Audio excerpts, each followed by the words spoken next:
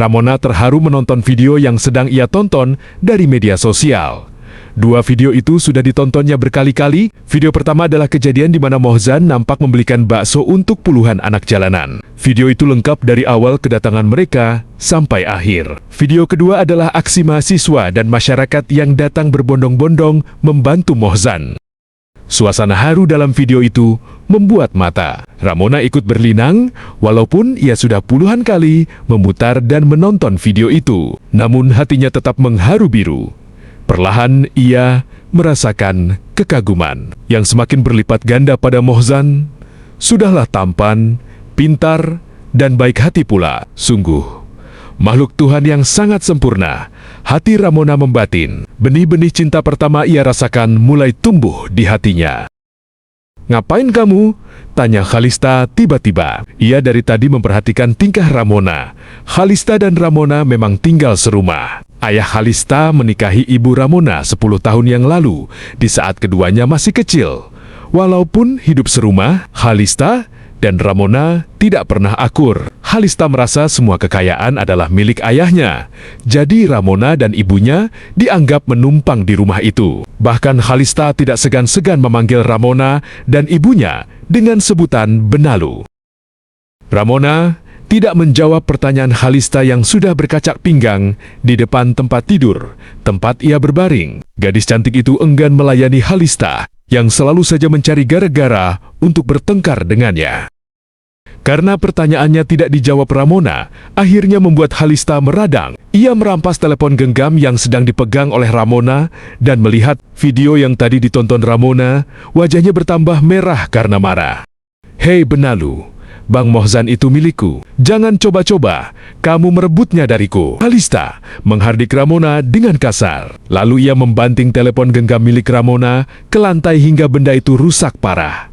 Ramona terkejut dengan perbuatan Khalista yang secara tiba-tiba ia tidak bisa menyelamatkan telepon genggamnya yang kini sudah pecah di lantai. "Apa-apaan kamu, Lista?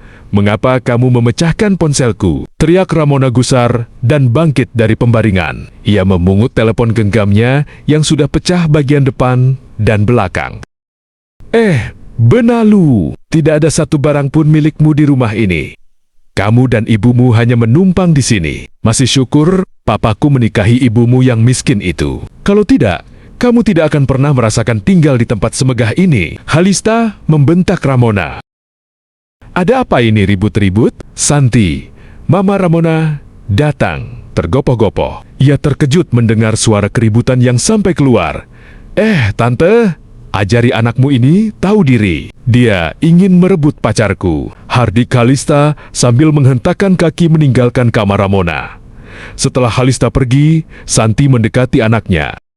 "Benar begitu, Mona?" tanyanya sambil menatap mata Ramona yang berwarna coklat. "Tidak, Ma. Mona hanya menonton video Bang Mohzan yang viral di medsos." Khalista marah dan membanting ponsel Mona. Ia menganggap Bang Mohzan itu kekasihnya. Jawab Ramona menerangkan. Santi nampak mengangguk-angguk. Ia tahu Ramona tidak pernah berbohong, tapi ia tidak bisa membela anaknya, apalagi mengadukan kepada suaminya. Karena kalau itu ia lakukan, maka Danar Hendrawan suaminya akan balik marah padanya. Danar memang selalu membela Khalista. Karena itu membuat Khalista semakin berani bertindak kurang ajar pada Ramona dan dirinya. Santi mendekap tubuh Ramona yang duduk lesu di sisi tempat tidur. Tangannya masih menggenggam telepon genggamnya yang sudah rusak. Air matanya berjatuhan, rambutnya yang lurus berwarna pirang terurai, hingga sebagian menutupi wajahnya. "Sabar Mona, tidak perlu dilawan. Nanti biar Mama belikan lagi telepon genggamnya." Santi membujuk Ramona. Ia menyibakkan rambut anaknya yang panjang, agar ia bisa melihat wajah anak gadisnya itu. Ramona semakin menundukkan wajahnya. Air matanya bagaikan hujan lebat turun menimpa bantal yang kini di pangkunya. Dua bahunya terguncang naik turun dan isaknya mendayukan nada sendu yang mengiris kalbu. "Sudah Mona, jangan menangis terus. Mama juga ikut sedih." Suara Santi serak menahan lara di dadanya. "Kita tidak lebih berharga dari seekor anj. Nggak di sini, Ma." Sampai kapan kita akan menjalani hidup seperti ini? Orang lain memandang dengan iri kepada kita. Tapi siapakah yang tahu kalau kita tidak sebahagia yang orang-orang kira? Kasta dan derajat hanya untuk memanjakan pandangan orang lain. Namun kenyataannya, kita bahkan lebih hina dari pengemis jalanan. Mereka masih memiliki kemerdekaan, tapi kita, apa yang kita miliki? Apa ma? Bahkan harga diri pun kita tiada punya. Ratap Mona semakin pilu. Santi menghela napas, membenarkan apa yang dikatakan anaknya. Dirinya dikenal sebagai istri Tuan Danar yang kaya raya.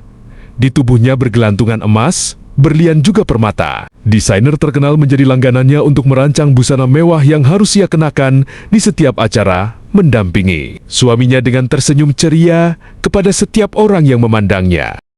Namun kepada siapa harus ia adukan nasibnya yang sebenarnya tidak seberuntung yang dilihat penonton di layar kaca? Ia dan putrinya tak lebih berharga dari seonggok sampah di mata suaminya, bahkan di hadapan anak tirinya. Ya, mereka berdua hanyalah sampah yang hanya dipungut, lalu didandani tak lebih untuk sebagai pencitraan semata. Santi sebenarnya juga merasakan apa yang dirasakan Ramona, anak semata wayangnya itu. Tapi dalam hati, ia berharap Ramona sedikit bersabar dan fokus pada pendidikannya sehingga suatu saat mempunyai bekal untuk mandiri dan melepaskan diri dari keadaan yang tidak menguntungkan itu. Mona, bertahanlah untuk sementara waktu. Hanya kata-kata itu yang mampu ia ucapkan pada putrinya sebelum melangkah keluar dari kamar Ramona. Ramona tidak bisa membantah lagi. Ia hanya memandangi punggung ibunya yang akan segera berlalu dari pandangan matanya. Gadis itu merebahkan tubuh penatnya di atas pembaringan. Di sana ia melanjutkan tangis yang syarat dengan ratapan. Nang Mona, bangun Neng, sudah sore nih. Neng Mona sama Neng Lista harus pergi les. Jangan sampai terlambat. Suara Bik Minah dan sentuhan tangannya membangunkan, mengagetkan Mona yang sedang terlelap dalam kelelahan hatinya. Gadis membuka mata dan menatap jam yang bertengger di atas meja riasnya. Oh, sudah jam 3 sore. Aku harus segera mandi dan berkemas. Ramona segera melompat bangun. Bi, Mona hampir telat nih, seru Ramona langsung berlari ke kamar mandi. Hari ini ia dan Khalista akan menemui Mohzan untuk belajar. Sementara itu, Khalista sudah menunggu di atas mobil mewah bersama sopir pribadinya. Sudah dapat dibayangkan bagaimana sumpah serapah gadis itu karena harus membuang waktu menunggu Ramona yang sangat dibencinya. Jalan, sekarang, perintah Khalista kepada sopir pribadinya yang sudah duduk di belakang setir. Tapi Neng Mona belum naik, Neng, jawab pria setengah baya itu, ragu. Hei, kamu digaji buat nyupir, bukan untuk nyinyir. Jalan kataku ya jalan. Khalista mempelototi sopir pribadinya dengan garang. Iya, Nang, jawab lelaki itu lalu segera mengemudikan mobil itu untuk mengantar Khalista menuju ke rumah Mohzan.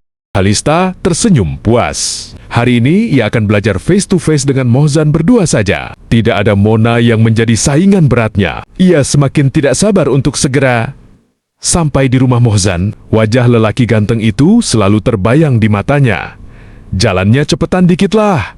Kamu bisa apa enggak sih nyetir? Khalista memarahi lagi sopir pribadinya. Khalista menggerutu tidak karuan. Jam sudah menunjukkan pukul 5:10 sore. Sedangkan hari ini, ia harus masuk kelas jam 5 tepat. Itu artinya, ia sudah terlambat 10 menit. Mereka baru sampai di sana ketika jarum jam sudah menunjukkan jam 17:45. Wih, Khalista segera turun dan setengah berlari memasuki ruang pavilion rumah Mohzan yang sudah disulap menjadi ruang kelas. Namun alangkah terkejutnya gadis itu begitu ia sampai di depan pintu.